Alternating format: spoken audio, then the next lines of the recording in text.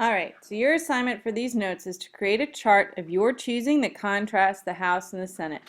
You do not need to create additional notes, so you can just make the chart. You can do a Venn diagram, you can do a T-chart, you can do a graph, whatever you want to do, however you think makes sense to organize the differences between the House and the Senate, that's what you should do. All right. So, as we know, the legislative branch is bicameral. That means there's two houses, the House and the Senate. As I said, your job will be to compare and contrast them. You can make any type of chart that you want that will do this. Just make sure that you make a chart of some sort that very clearly lays out the similarities and, just the differences. All right, the House of Representatives has 435 members, a 2-year term, which means they run for office every 2 years. They're the only ones who can initiate impeachment, and they're in charge of all revenue bills to start with.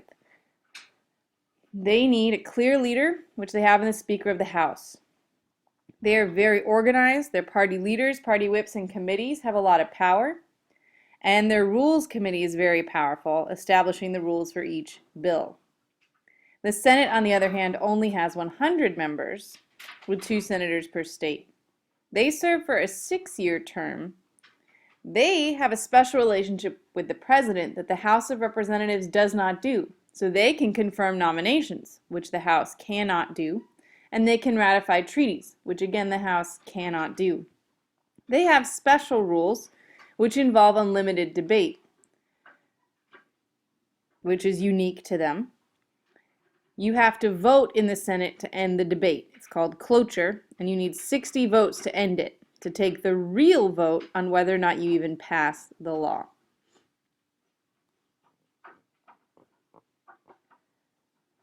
All right, the House of Representatives has very strong leadership with the Speaker of the House, the Majority Leader, and the Majority Whip. While the Minority Leader and Minority Whip don't do all that much.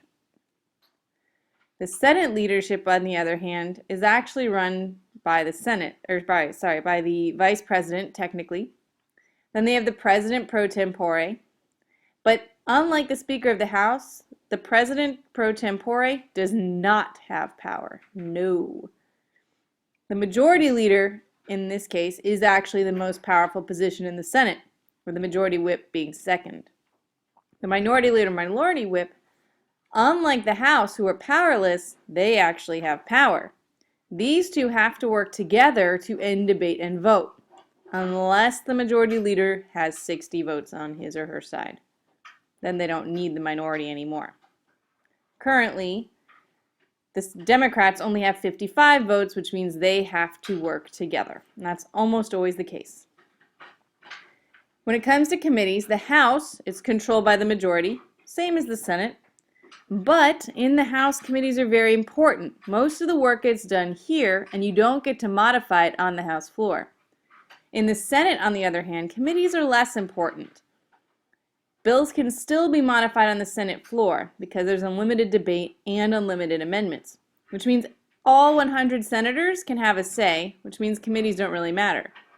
Here, because you can't modify the bill on the floor, if you're not on the committee, then you don't have any say on that law at all. So if you care about education and you're a representative, you need to be on the House Committee on Education. Otherwise, you will never have a say, directly at least, on an education law.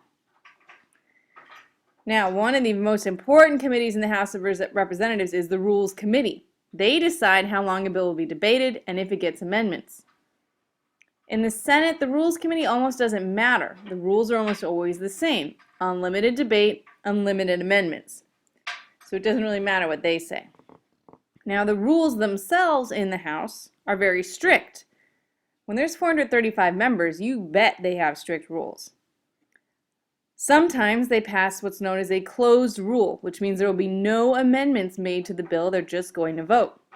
They also will limit debate, where only a few people can speak for specific amounts of time. And again, the Rules Committee makes these rules, and the Speaker of the House is very much in control.